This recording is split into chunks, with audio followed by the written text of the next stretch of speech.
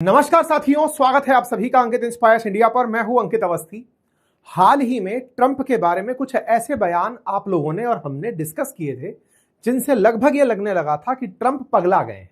Trump के पगलाने के कुछ फीचर्स देखे थे हमने। उन फीचर्स में ये पता लगाया था कि ट्रंप ने एक ऐसे सार्वजनिक समारोह में इस तरह की बातें की थी जो अमेरिका जैसे लोकतंत्र के प्रवर्तक रहे या फिर डेमोक्रेसी के लिए अपने आप को स्टैंडर्डाइज करने वाले देश के राष्ट्रपति पर शोभा नहीं देता। ट्रंप ने कुछ समय पहले कुछ ऐसे बयान दिए थे जिनके चलते आप और हमने इस विषय पर पहुंच करके कंक्लूड किया था कि ये अब मैड हो चुके हैं या फिर उसका नाटक कर रहे हैं। इसे एक मैडमैन थ्योरी के रूप में हम लोगों ने और आपने डिस्कस किया था। कहा था कि रिचर्ड निक्सन कुछ इस तरह की हरकतें किया करते थे। हमने बताया था जिस तरह से ये बात करते कह रहे थे कि भाई अगर आपको कुछ भी पूछना है तो मुझसे पूछ सकते हो, फिर चाहे सेक्स की ही बातें कर लो। ये आपके सामने हमने चर्चा में लिया था सेशन। फिर ये उसी सेशन में एक जानकारी और दिए थे उस जानकारी के सत्र में, और कह दिए थे कि साहब क्राउन प्रिंस जो हैं सऊदी के, उनके द्वारा ये अश्लील भाषा है, आप खुद ही पढ़ लीजिए। ठीक है। इसके अलावा इन्होंने अपने बयान में ये तक कहा था कि देखो भाई, मैं हॉर्मुज स्ट्रेट नहीं खुलवाऊंगा, जिसको खुलवानी है खुलवा लो, हमारे पास तो बहुत तेल है। हॉर्मुज स्ट्रेट नहीं खुलवाकर इन्होंने दुनिया को यह कहा था कि हमारे पास पर्याप्त मात्रा में तेल है, मैं हॉर्मुज स्ट्रेट नहीं खुलवाना। इसका मतलब सिंपल था कि साहब अमेरिका ईरान से पीछे हट रहा था। ये सारे के सारे प्रयास भी जब हो रहे थे तब भी मैं आपसे एक ही लाइन बोल रहा था कि ये कुछ और नहीं अपितु प्रेशर पैदा करने की तकनीक है। पहले दुनिया पर प्रेशर पैदा करो, सीज फायर की बात करो, फिर हमले की धमकी दे दो। ये सारी वो हरकतें हैं जो मैडमैन में एक सेट बैठती हैं कि अपने आप को अनप्रिडिक्टेबल रखो। आज इन्होंने कुछ ऐसा कर दिया, असल में कल किया इन्होंने। आप और हम आज सेशन कर रहे हैं, हालांकि हमने ट्विटर पर इसे कल ही अपडेट कर दिया था, इंस्टाग्राम पर भी अपडेट कर दिया था, पर आज डिटेल में कल के बाद आज के सारे युद्ध अपडेट्स को लेकर के मैं आपके सामने हाजिर हूं। कल शाम को इनका एक ट्वीट आता है और उस ट्वीट के अंदर ये जिस तरह की बातें बोलते हैं, शब्द है क्रेजी बास्टर्ड। इस तरह की बातें ये ईरानियंस के बारे में बोलते हैं और जो शब्द इस्तेमाल करते हैं वो शब्द पढ़ा जा सकता है, बोलने में फिर से बड़ा ही अश्लीलता का भाव पैदा करता है। ये एफ वर्ड और ये बी वर्ड के जो शब्द हैं ये अमेरिका के राष्ट्रपति के द्वारा ईरान के खिलाफ यूज किए गए, जिसे अनहिंज्ड मैड मैन कह करके अखबारों ने भी लिखना शुरू कर दिया है। मेरे प्यारे साथियों, द गार्जियन न्यूज पेपर जो काफी प्रतिष्ठित अखबार है, उसने भी अब इस नाम को, मैडमैन को उठा लिया है। आप और हमने इस पर डिटेल चर्चा की थी, पगला गए हैं ट्रंप। इसके बाद में बहुत सारे न्यूज चैनल्स के साथ मेरा जब इंटरव्यू हुआ तब मैंने इस बात को बहुत तेजी से रखा कि हम इसको पागल क्यों कह रहे हैं। अब फाइनली ये हेडलाइन है अनहिंज्ड मैडमैन। ठीक है, किसके बारे में बात हो रही है? ट्रंप के बारे में बात हो रही है। क्या पगलाने की हरकत की इन्होंने? अगर तारीख के साथ चलते हुए देखा जाए तो साथियों, इन्होंने कुछ इस तरह की लाइन लिखी, Tuesday will be power plant day. ये याद है, ये वही वाला पावर प्लांट है जिसके बारे में इन्होंने शुरुआत में जब तोड़ने की धमकी दी थी तब ईरान ने कहा था कि मैं डिसैलिनेशन प्लांट तोड़ दूंगा, आपके पश्चिम एशिया के मित्र राष्ट्रों के पावर प्लांट पर हमला करा जाएगा ट्यूसडे के दिन, और ब्रिज डे मतलब पावर प्लांट और पुलों पर हमला होगा। All wrapped up in one in Iran, there will be nothing like it, open the F word strait you crazy B word, और you will be living in hell. ये जो शब्द और इसके अंदर भाषा की मर्यादा का उल्लंघन इन्होंने किया, ये घटना 5 अप्रैल 2026 की है। अब आप कहेंगे कि सर इसका मतलब ये बहुत गुस्से में रहे होंगे, कहा कि या तो तुम वो स्ट्रेट ऑफ हॉर्मुज खोल दो। अब इस बात का विश्लेषण एक बार के लिए किया जाए तो एक सीधी सी बात पता चलती है, फिर हम और डिटेल में चलेंगे कि अभी फिर से इन्होंने स्ट्रेट ऑफ हॉर्मुज खोलने के लिए दबाव बनाने का प्रयास किया है। यही ट्रंप आज से 2 दिन पहले कह रहे थे कि स्ट्रेट ऑफ हॉर्मुज से मेरा कोई लेना देना नहीं है, हमारे पास बहुत तेल है, चिंता की कोई बात नहीं है। अब इन पर प्रेशर फिर से पड़ रहा है कि स्ट्रेट ऑफ हॉर्मुज खोलो, और ये फ्रस्ट्रेशन में ईरान को भला बुरा कह रहे हैं, अश्लीलता का प्रदर्शन बातों में कर रहे हैं। इसके बाद में ईरानियंस इनके मजे लेने उतर आए और उन्होंने कहा सॉरी सर, हम चाबी भूल गए, हम चाबी फ्लावर पॉट के नीचे रखकर बैठ गए। उसका भी आज डिटेल विश्लेषण करेंगे। ईरानियंस ने इनकी धमकी को दरकिनार करते हुए इजराइल के शहर हाइफा पर हमला कर दिया और वहां पर 2 लोगों की जान चली गई।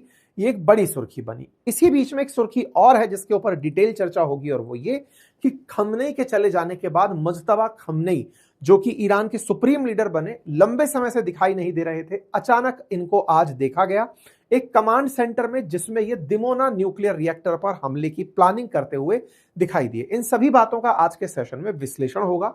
लेकिन जहां तक बात हो ट्रंप की धमकी की, तो वो ट्रंप की धमकी एक दिन सरक गई है।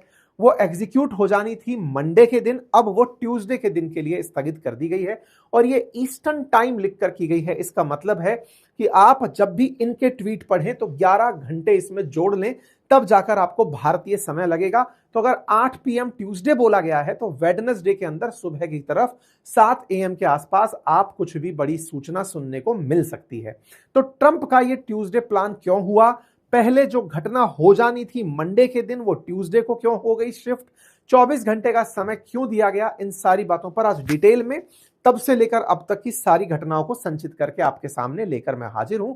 बढ़ते हैं आगे। साथियों, बहुत बार ऐसा होता है कि हम आपके पास इंस्टेंट अपडेट लाते हुए YouTube पर वीडियो नहीं लाते। इसका तर्क होता है कि YouTube पर बहुत सी बातें इकट्ठी हो, तब एक ही बार में आपको सारी बातें बता दी जाएं। लेकिन आप अपने आप को अपडेटेड रखना चाहते हैं तो ये मेरा ट्विटर हैंडल है, आप इसे फॉलो कर सकते हैं, जहां पर मेरे द्वारा जैसे ही कोई घटना आती है उसे वेरीफाई करने के बाद अपलोड कर दिया जाता है। आप वहां से इसे फॉलो कर सकते हैं, ठीक है।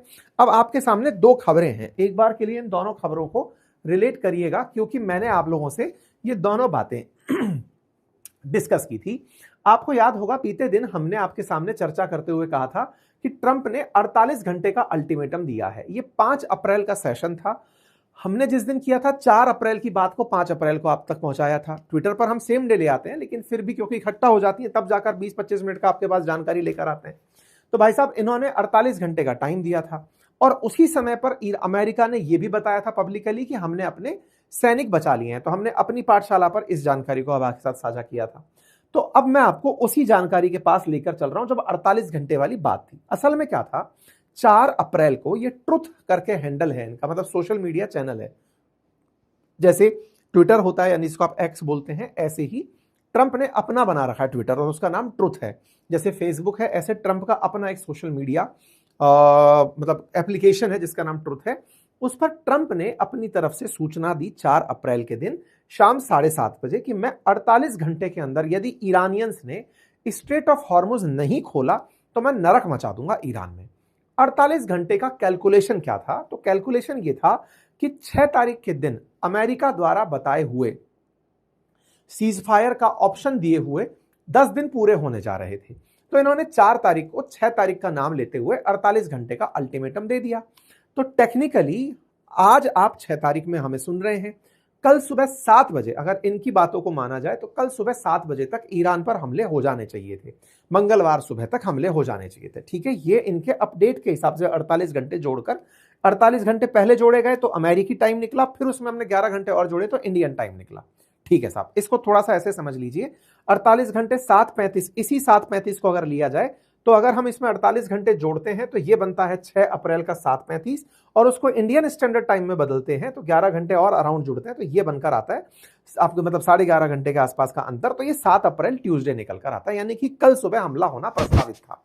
अब साहब, जैसे कल सुबह हमला होना प्रस्तावित था, अब देखो मंडे को, मतलब टेक्निकली हम अभी अमेरिका का लेके चले तो 6 अप्रैल यानी कि मंडे के दिन हमला होना प्रस्तावित था, लेकिन इन्होंने अपने ट्वीट पे 5 अप्रैल को यानी कि कल अपने ट्वीट पर ट्यूसडे वर्ड मेंशन कर दिया और ट्यूसडे वर्ड मेंशन करते हुए 24 घंटे ऐड कर दिए, यानी कि जो काम इनको टेक्निकली 6 तारीख को कर देना था वो उसे 7 तारीख के लिए पोस्टपोन कर गए। 5 तारीख के दिन उन्होंने ये बात मेंशन करी।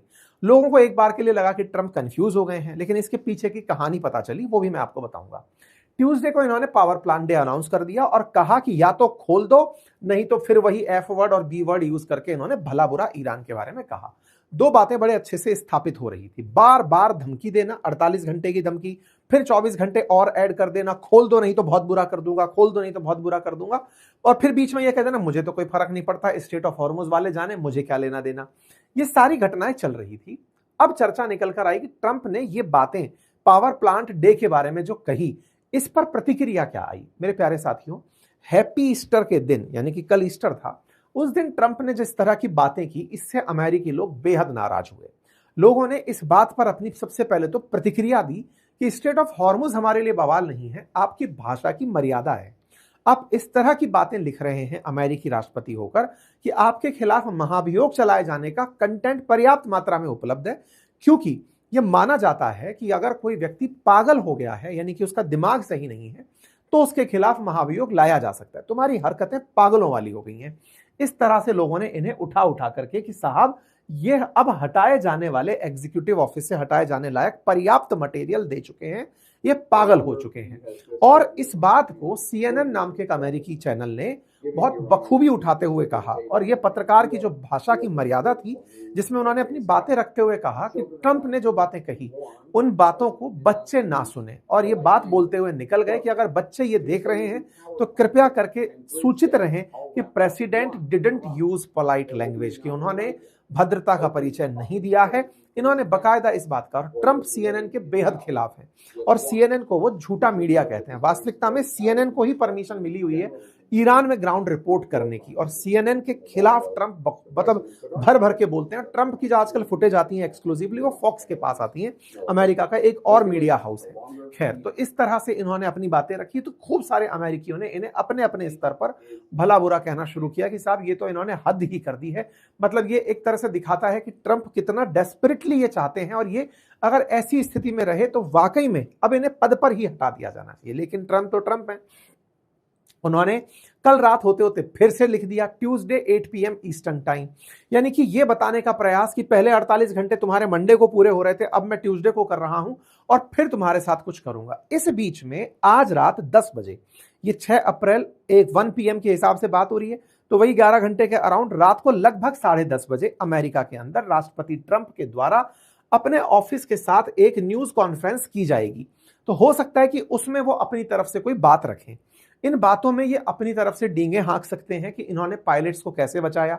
ये इनके दुनिया के सामने प्रेशर टैक्टिक रख सकते हैं कि हमने ईरान को बिल्कुल तबाह कर दिया है, हमने उनके पूरे इंफ्रास्ट्रक्चर तबाह कर दिए हैं, और अब ईरान हमसे बातचीत के लिए मरा जा रहा है। बातचीत की कहानी क्या है कि इस पूरे की पूरे प्रेशर टैक्टिक के पीछे पाकिस्तान, इजिप्ट और तुर्की लगे हुए हैं कि कैसे ना कैसे करके इसे सीज फायर में कन्वर्ट करा लिया जाए।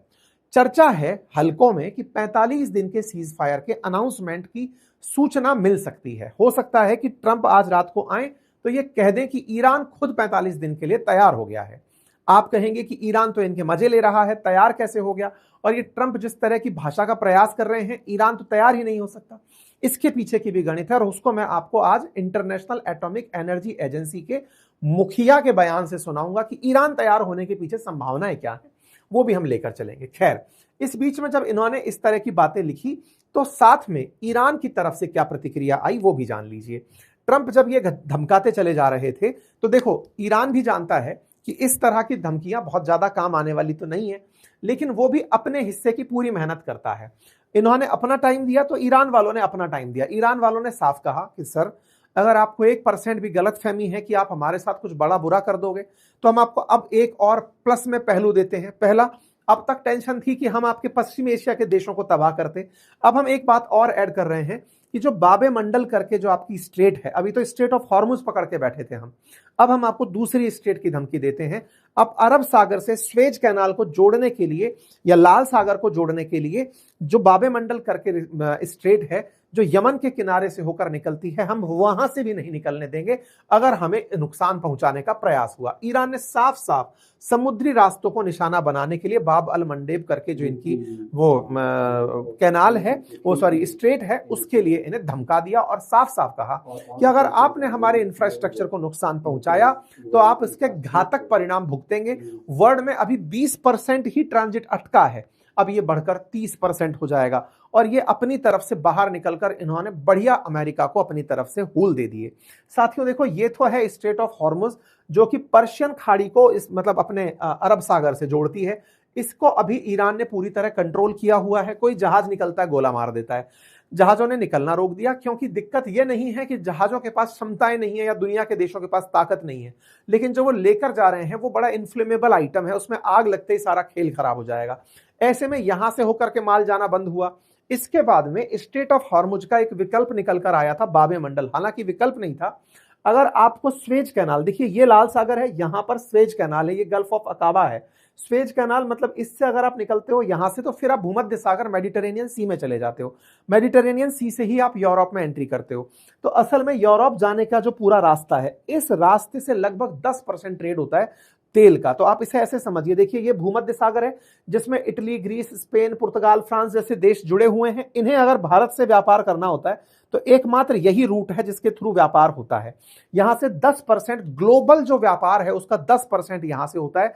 लगभग 60 से 70 लाख बैरल तेल यहां से आवाजाही होती है। स्वेज कैनाल के जरिए ही यूरोप एशिया से कनेक्ट करता है। ये रहा यूरोप और अपन बैठे एशिया में, तो यह यहीं से होकर आता है। इसको इन्होंने टारगेट बनाने की बात कर दी। क्या ये बना पाएंगे? बिल्कुल बना पाएंगे। कैसे? असल में ईरान जब यहां से नीचे उतर के डियागो गार्सिया तक गोला फेंक सकता है, तो ईरान के द्वारा यहां पर गोला फेंकना बहुत मुश्किल टास्क नहीं है। क्या ईरान इतना प्रिसाइज जगह अटैक कर सकता है? बिल्कुल कर सकता है, क्योंकि यहां पर कोई आयरन डोम या फिर पैट्रियट मिसाइल नहीं खड़ी है। वो तो यहां जाते हुए जहाजों को निशाना खुद से भी बना सकता है। और इस यमन नामक देश में ईरान के सिंपैथाइजर प्रॉक्सीज बैठते हैं हूती नाम से। उन हूतियों को कहा जा सकता है कि आप यहां पर गोला बरसाएं। तो एक प्रकार से यह बात होती दिख रही है। और क्या इस बात में सच्चाई है? बिल्कुल है, क्योंकि यदि यह रास्ता बंद होता है तो फिर ट्रेड के लिए एक ही रास्ता बचेगा, और वो ये है कि यूरोप के देशों को रोटरडैम नीदरलैंड वाले रास्ते से होकर Cape of Good Hope South Africa होते हुए लौटना पड़ेगा, जो कि कम से कम यात्रा के दिनों में 9 दिन की वृद्धि कर देंगे। और नॉटिकल माइल्स में बात करी जाए तो 3,500 समुद्री मील यात्रा के लिए बढ़ जाएंगे, तब जाकर यात्रा हो पाएगी। यानी दुनिया के ऊपर बहुत सा संकट आ जाएगा। क्या यह संभव है? बिल्कुल संभव है, क्योंकि यमन के हूतियों ने 2 तारीख के दिन ही कह दिया था कि हम अब बाबे मंडल पर हमले करने के लिए तैयार हैं। तो कुल मिलाकर यह तो हुआ एक एपिसोड। ट्रंप जब धमका रहे थे उसी बीच में आप इस वीडियो को देखें जिसके बहुत मायने निकाले जा रहे हैं। ये है मुस्तफा खमनेई और ये जा रहे हैं वॉर रूम के अंदर। और ये जो वॉर रूम में जहां जा रहे हैं, इस वीडियो को ईरान ने पब्लिश किया है। और ये जिस जगह जा रहे हैं वो है Dimona nuclear reactor. Dimona nuclear reactor के लिए मुस्तफा खमनेई को जाते हुए दिखाया गया है। 2 बातें इस वीडियो में साफ थी। पहला, मुस्तफा खमनेई बहुत लंबे समय बाद विजिबल हुए हैं, जो दर्शाता है कि ईरान ने अब अपने उस छुपे सिक्के को चल दिया है।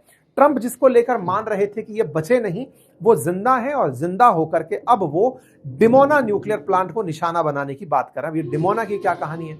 असल में डिमोना जो है ना, वो इजराइल के अंदर। इजराइल कहाँ है?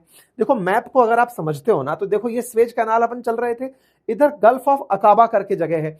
इसके साथ में इजराइल का एक छोटा सा कोना जुड़ा हुआ है जिसे नागेव डेजर्ट कहते हैं। उस नागेव डेजर्ट के अंदर जैसे भारत ने पोखरण में परमाणु परीक्षण किया था, ऐसे ही इजराइल के द्वारा नागेव डेजर्ट के अंदर अपना डिमोना नामक शहर में अपना एक वो बना रखा है, न्यूक्लियर रिएक्टर बना रखा है, नाभिकीय रिएक्टर, जहां से नाभिकीय बिजली उत्पन्न करता है, पावर बिजली उत्पन्न करता है। लेकिन उस रिएक्टर से वो न्यूक्लियर बॉम्ब भी बनाता है, इस तरह की जानकारी है। तो अब इसको ऐसे समझिए, ये इजराइल रहा और इसके अंदर ये डिमोना रहा। ये गल्फ ऑफ अकाबा के थ्रू कनेक्टेड है, और इजराइल के इसी डिमोना को इजराइल ने सबसे ज्यादा सुरक्षित रखा हुआ है। क्या इजराइल के पास न्यूक्लियर बॉम्ब है?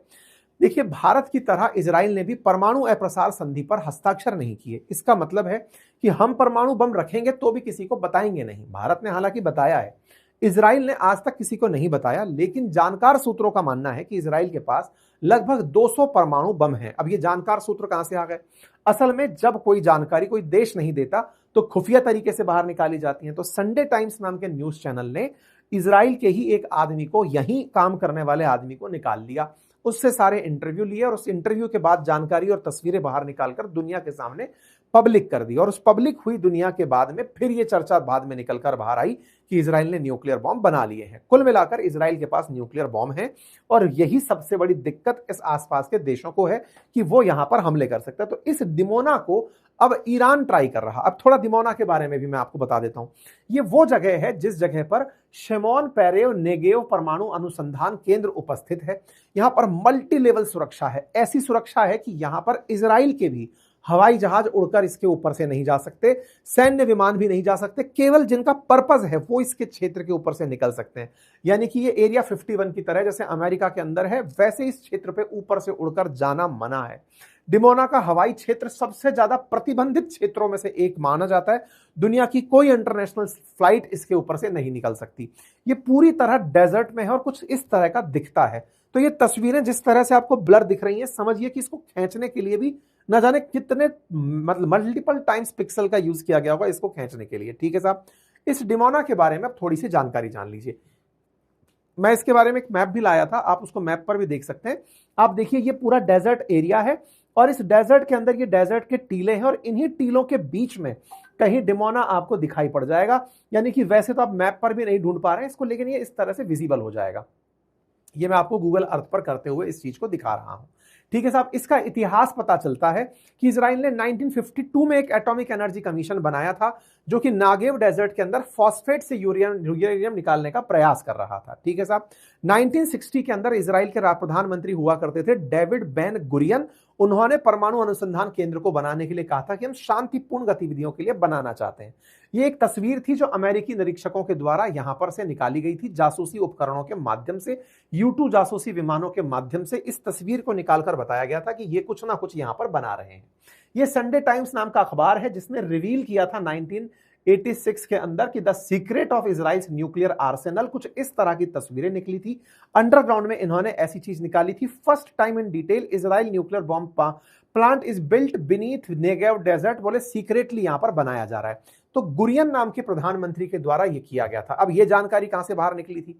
असल में जो संडे टाइम्स नाम का जो अखबार है इसने इजराइल के ही एक व्यक्ति को अपने बस में कर लिया था। उस व्यक्ति ने इन तक ये सारी की सारी जानकारियां पहुंचाई थी। उस व्यक्ति ने जिन्होंने इस तक जानकारी पहुंचाई थी वो व्यक्ति इजराइल के द्वारा वापस ब्रिटेन से अपने देश ले जाया गया गुप्त तरीके से, और उस व्यक्ति को ले जा करके उसे मतलब उम्र कैद की सजा दी गई थी। इससे यह पता चल गया था कि इजराइल इस साक्ष्य को छुपाना चाह रहा था और उसने छुपाने के लिए जिस व्यक्ति ने यह जानकारी बाहर निकाल कर दी थी उस तक को पनिशमेंट दिया, जो दर्शाता है कि इस व्यक्ति को जो मतलब जिसने ये सारी जानकारियां निकाल कर दी थी उसको देशद्रोह का मुकदमा चलाकर 18 साल तक की सजा चलाई गई थी। तो यह दर्शाता है कि इजराइल परमाणु बम की जानकारी रखता है, परमाणु बम विकसित कर चुका है, और इन विशेषज्ञों को मतलब जिस तरह से ये चीजें बना रहा है उनको बनाने के पीछे इसकी जो भी स्ट्रेटजी है वो स्ट्रेटजी अब दुनिया को पता चल गई थी। अब बात आती है क्या वर्ल्ड ने इसके ऊपर कभी रिएक्ट नहीं किया? इंटरनेशनल एटॉमिक एनर्जी एजेंसी जो है उसने इस बारे में जनता के सामने बात निकाली कि भाई वानुनु नाम का जो ये व्यक्ति था जिसने जानकारी सीक्रेट लीक की है उसको अगर हम सही मानते हैं तो इजराइल अगर न्यूक्लियर बॉम्ब नहीं रखता है तो एक बार के लिए हमें उस डेजर्ट में आकर के उसे चेक करने दे। इजराइल ने उसे चेक करने से इनकार कर दिया। उस वानुनु नाम के व्यक्ति ने बकायदा ये तस्वीरें निकाली थी जिसमें पता चला था कि न्यूक्लियर बॉम्ब किस तरीके से कैसे कैसेट्स के अंदर बम बंद है। ये सारी जानकारियां बाहर निकली, लेकिन इजराइल नहीं माना। 2004 में मोहम्मद अल बारदेई IAEA यानी कि इंटरनेशनल एटॉमिक एनर्जी एजेंसी के महानिदेशक बनते हैं। वो इजराइल से कहते हैं कि भाई ये गलत बात है कि परमाणु बम होगा तो तुम सुरक्षित रहोगे, तुम आसपास के लोगों में डर पैदा कर रहे हो, हमें वहां पर आकर चेक करने दो। इजराइल ने साफ मना कर दिया। कुल मिलाकर अब पूरी दुनिया में यह स्थापित है कि इजराइल के पास न्यूक्लियर बॉम्ब है और ये न्यूक्लियर बॉम्ब ही अब इन दोनों की असल ताकत है जिसका इस्तेमाल करते हुए दिखाई देते हैं, मतलब डर का इस्तेमाल करते हुए दिखाई देते हैं। ईरान के द्वारा इस पूरे विषय पर कंप्लीट तैयारियां हैं। क्या ईरान भी न्यूक्लियर बॉम्ब बनाने की स्थिति में है? इस पर असल में जानकारी बाहर निकल कर आई, लेकिन उससे पहले जब ट्रंप ने अपने द्वारा समय मतलब आगे सरकाया तो भाई साहब उनका पूरी तरह से प्रतिक्रिया होने लगी। लोग उनको छेड़ने लगे, चिल्लाने लगे कि साहब, जैसे ट्रंप बोला गाली दे करके कि साहब रास्ता खोल दो नहीं तो मैं तुम्हारे ऊपर मतलब हेल बरपा दूंगा, तो ईरान की तरफ से मैसेज आता है सर हमसे वो चाबी खो गई क्योंकि हमने ताला मार रखा था उस पर। किसी ने रखा सर हमने फ्लावर पॉट के नीचे चाबी रखी थी सर वो खो गई सर। ट्रंप के बारे में कुछ इस तरह से ईरानियों ने मजे लिए कि साहब ट्रंप के गले में अटक गया है ईरान, अब उससे निकला नहीं जा रहा है। फिर तस्वीरें निकल कर आई कि देखो तुम्हारे हेलीकॉप्टर ऐसे फोड़े थे हमने, आओगे तो तुम्हारा ये हाल बना देंगे। लोगों ने खूब सारे इनके मजे लिए, बोले IRGA अब तैयारी कर रहा है कि एक बार तुम अंदर आ जाओ हम तुम्हारे ऊपर मिसाइल दाग देंगे। खूब सारे मीम भरे पड़े हैं सोशल मीडिया पर कि ट्रंप के जितनी भी बातें हैं उनका कोई औचित्य नहीं है। हद तो ये हुई कि ईरान की एम्बेसी जो जिम्बाब्वे में है उसने तो ये तक लिख दिया कि सर थोड़ा टाइम चेंज करके देख लो ना, 8 PM पे मजा नहीं आ रहा है, 1 या 2 PM करके देख लो या 1 या 2 AM के आसपास करके देख लो। ये बताने का प्रयास था कि ईरान इनके ऊपर कोई असर मतलब अमेरिका ईरान पर कोई असर नहीं डाल पा रहा है। इस बात को जब IAEA के चीफ राफेल ग्रॉसी से पूछा गया, हालांकि ये 18 मार्च का इंटरव्यू है, अभी हाल ही में हाईलाइट हुआ है, जिसमें ये पता चलता है कि ईरान ने जो एनरिच्ड यूरेनियम बचाकर रखा हुआ है इस्फहान नाम के शहर पर, जिस पर लगातार अमेरिका हमले कर रहा है, उसका एनरिचमेंट पहले तक 60% रिपोर्टेड था। इनका मानना है कि वो 70% तक भी एनरिच हो सकता है और उस एनरिचमेंट को बढ़ाकर मिलिट्री ग्रेड तक पहुंचाने में ज्यादा समय नहीं लगेगा। ऐसे वॉर टाइम में 1 महीने से जो ईरान युद्ध लड़ रहा है, अगर उसे 90% से ज्यादा एनरिच कर ले गया तो वो अपने आप में एक न्यूक्लियर बॉम्ब लायक मटेरियल होगा।